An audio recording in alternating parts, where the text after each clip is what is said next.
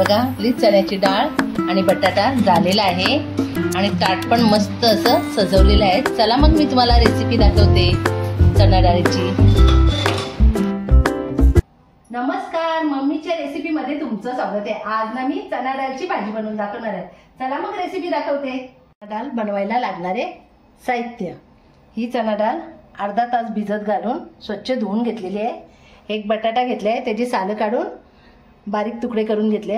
एक कांदा कापलाय मोठा, टोमॅटो घेतलाय एक, अद्रक पेस्ट केली आहे, लसूण, कढीपत्ता, मीठ, तेल, वाटण, कोथिंबीर, हळद, आगरी कोळी मसाला आणि हा जिरा पावडर।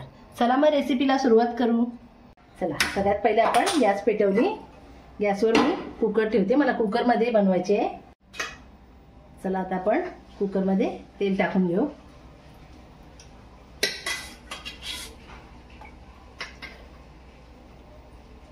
दीड पळी मी तेल टाकलंय, तेल आपला गरम झालंय।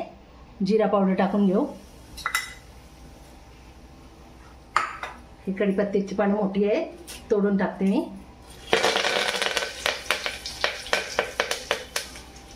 लसणाची पेस्ट, अद्रक पेस्ट,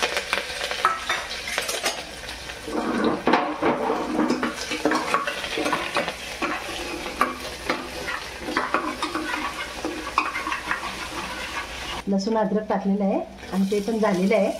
आता आपण कांदा टाकून देऊ आणि कांद्याला व्यवस्थित आपण ढवळून घेऊ।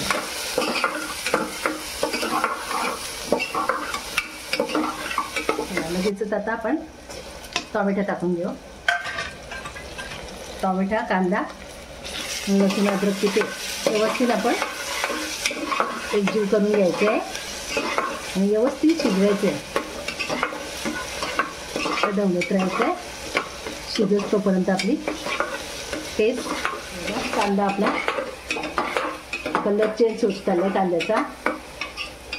तुम्हाला टोपात करायचं असेल तर टोपात पण होऊ शकते चण्याची डाळ। कुकरला करायचं असेल तर कुकरला पण करू शकता। कुकरला कसं लवकर होते, टोपात आपल्याला सारखं सारखं बघायला लागते। कुकरच्या शिट्ट्या झाल्या का आपली भाजी तयार होते। हे बघा, आता मी हळद मसाला टाकून घेते। हळद, हा आगरी कोळी मसाला आमचा,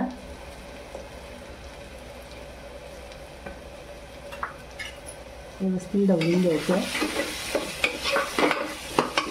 पाणी टाकून घेते मी, तसं आपला हळद मसाला शिजून जाते आणि कुकरला पण चिटकत नाही।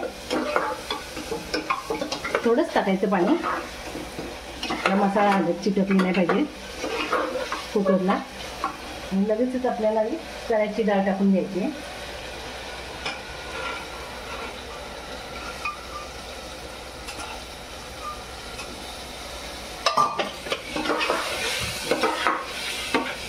पावसाळी दिवस आहे, आपल्याला बाजारात जायला भेटत नाही, तर अशी चण्याची डाळ भिजत घालून तुम्ही भाजी करू शकता।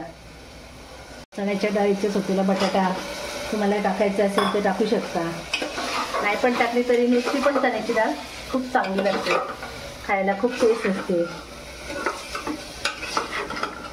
याच्यात आता मी पाणी टाकून घेते।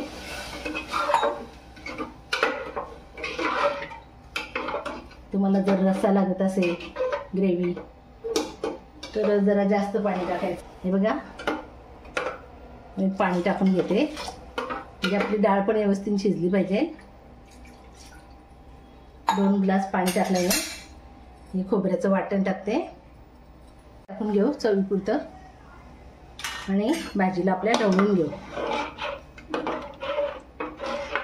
झाकण लावून घेऊ आणि 2-3 मस्तपैकी शिट्ट्या झाल्यावरच गॅस बंद करू। हे बघा, आपल्या 3-4 शिट्ट्या झालेल्या आहेत। आता मी गॅस बंद करते। आता आपण शिट्टी काढून घेऊ आणि आपली भाजी झाली का बघू। कुकर खोलताना जरा शिट्टीवरती करूनच खोलायचं, जसं गरम असते ना। बघा, भाजी आपली व्यवस्थित झालेली आहे। ही बघा, बटाटा आणि चण्याची डाळ। चला आता आपण याच्यात कोथिंबीर टाकून घेऊ। भाजी आपली झालेली आहे तयार। चण्याची डाळ आणि आपला बटाटा झालेला आहे। माझी जर रेसिपी तुम्हाला आवडली असेल तर लाईक करा, शेअर करा, कमेंट करा आणि सबस्क्राईब करायला विसरू नका।